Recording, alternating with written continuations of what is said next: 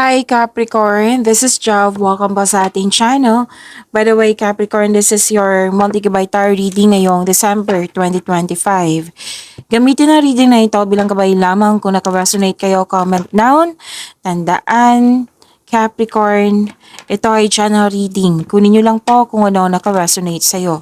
This is for you, Capricorn.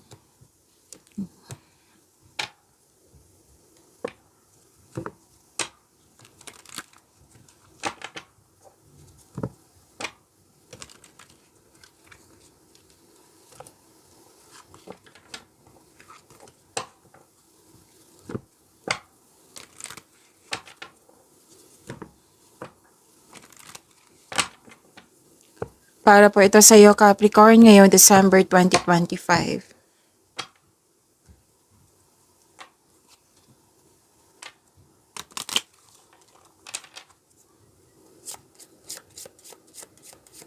Angel number para kay Capricorn. Angel number 1, 2, 3, 4. Sabi po dito, persistence. Keep going. You have completed a task that is in alignment with your soul's journey. The divine is letting you know that it sees you and that all of your persistence is paying off. You are being acknowledged. So to attract more blessings, let us say the power affirmation. Let us say, I take steps to stay in alignment with my soul's journey and I reap the rewards of my persistence. I take steps to stay in alignment with my soul's journey and I reap the rewards of my persistence. Angel number 1, 2, 3, 4. So, nakikita ng universe ang inyong sipag, yung pagiging productive nyo, yung pagiging mabuti nyo. O sa inyong sarili at sa inyong kapwa. So, in-acknowledge ng universe. So, may your hard work is paying off. Yung pagiging productive niya sa araw-araw. May magandang bunga po. So, that is angel number 1, 2, 3, 4.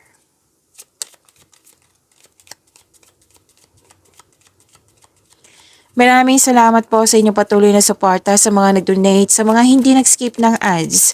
Maraming salamat po. Sa mga hindi pa nag-subscribe, subscribe na po kayo at click bell notification para malaman nyo na may bago tayong video. Para sa mga gusto magpa-reading po, comment po kayo ng personal reading. Again, comment kayo ng personal reading and check my reply sa comment section.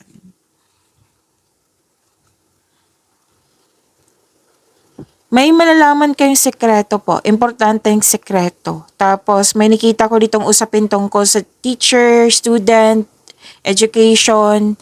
Pwede din balik-aral kayo. Napa-enroll kayo sa workshop, seminar, ano pa.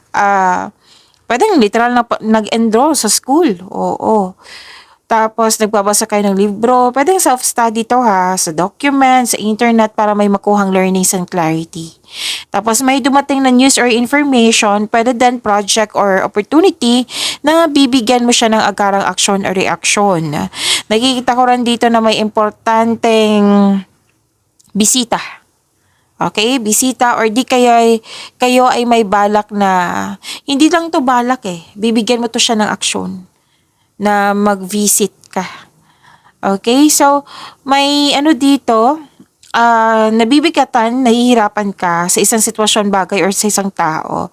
Pero good thing, kasi nakikita ko dito recovery, healing. Kasi may, dito tinutulungan mo yung sarili mo. Nagkaroon ng meditation, grounding, nagkaroon ng time sa nature, may supportive ka na family, nagkaroon ng personal development, and spiritual growth.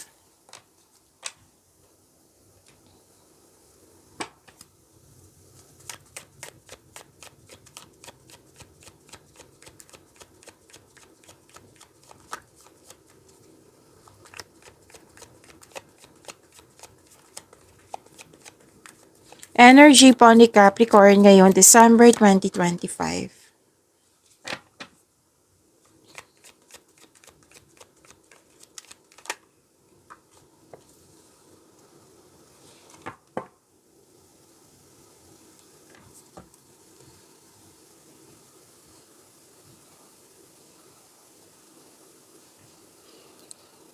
Okay. Para sa mga bago dito, kung may napansin kayo na repeating message, yan po yung pinupush ng card sa inyo. Like for example, nanood kayo sa inyong weekly, daily at dito din sa inyong monthly at may napansin kayo na repeating message, yan po yung pinupush ng card sa inyo. So, bigyan ng aksyon, solusyon at bigyan ng aksyon, solusyon, attention. Okay? So, yun po. Ano yung energy ni Capricorn?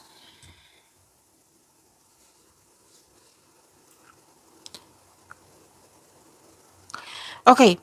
Iwasan nyo mag-isip ng mga what I meant is may iniisip ka dito na hindi siya nangyari.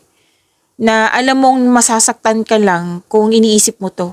So, wag kayong mag-create ng mga like imagination na feeling mo yan, nangyari na yan. Na alam mong masasaktan ka lang. It will only lead to to more heartbreak. So, sana iwasan nyo. Kasi may nakita ko dito na may araw na lalo na't bakante ka. Oo. So, wag sana ganyan. Okay?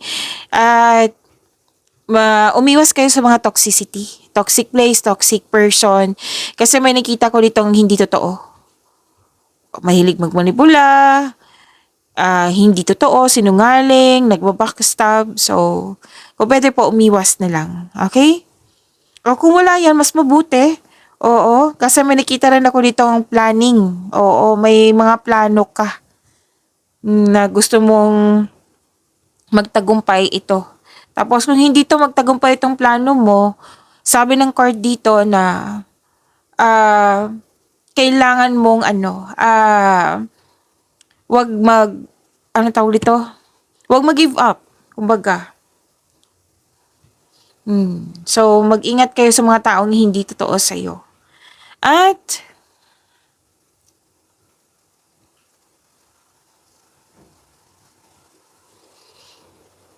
okay, may nakita ko ditong feminine energy. Malaking kanyang influence, pwedeng ikaw to, pwedeng siya. At nagkaroon ka ng time sa mga bata, sa inner child mo, sa family, may nanganak, may nag-aalaga ng baby, at marami ka naisip ng bagong ideas para sa ikakabuti ng iyong love and romance, career and money. Yan.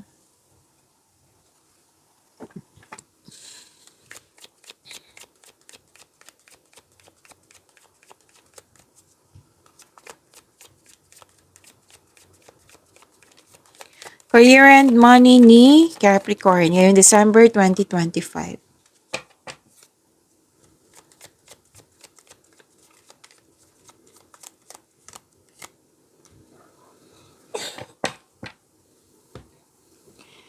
Dalawang card po nagsabi dito na may nagkasundo kayo sa isang tao. Dalawa kayo.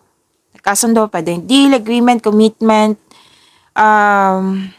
pwedeng business partnership to, or yun nga, parating na opportunity. Oo. Pwedeng job opportunity din to ha, or business partnership. Any kind of opportunity, tanggapin nyo po. Sabi ng iyong card. Kasi nakikita ko dito magkakaroon siya ng financial growth.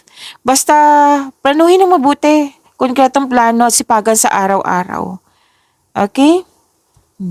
Magkakaroon ng balanse, pagkakasundo sa isang tao.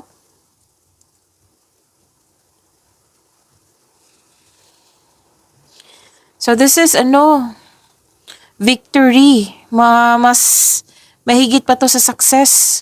Oo, recognition. Dalawang card mismo nagsabi dito na balansa, nagkaroon ng pagkakaisa. Kung dati hirap na hirap ka or nabibigatan ka, ngayon hindi na. Balanse na po. May promotion ako nakikita dito ng dahil sa inyong kasipagan. So remember, promotion, pwedeng literal na pagtaas ng iyong posisyon, pwedeng pagtaas sa kita, sweldo, allowance. So may financial growth din, no? Itong dalawang card na ito, ha? May financial growth after a period of struggle. So sinabi dito, your discipline and hard work are paying off, so enjoy this time. Which is lumabas dito. Sa angel number 1, 2, 3, 4 nyo. Claim nyo po. Okay? You deserve this. Makakatanggap ka ng mabuting balita. You deserve this.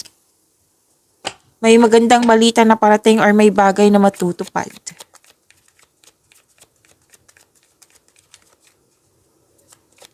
Love life, self-love, partnership, and romance ni Capricorn ngayong December 2025. Lahat kayo, single ka man, marelasyon sa buhay mag-asawa. Celebration, togetherness, reunion, meeting, yan ang nakikita ko. So, success pa rin to eh. You deserve this. Lahat kayo, single ka man, marelasyon sa buhay mag-asawa.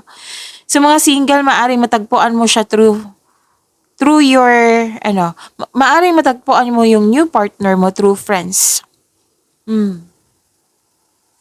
Para sa mga relasyon sa buhay mag-asawa, yun nga, date, group date, nag-celebrate. Yan. And,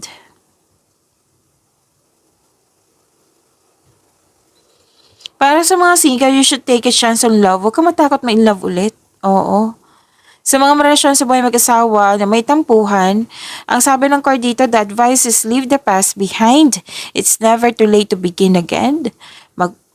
Mag-usap at magpatawad. Pagyamanin niyo po yung blessings sa binigay sa inyo, Capricorn. See you tomorrow. Maraming salamat.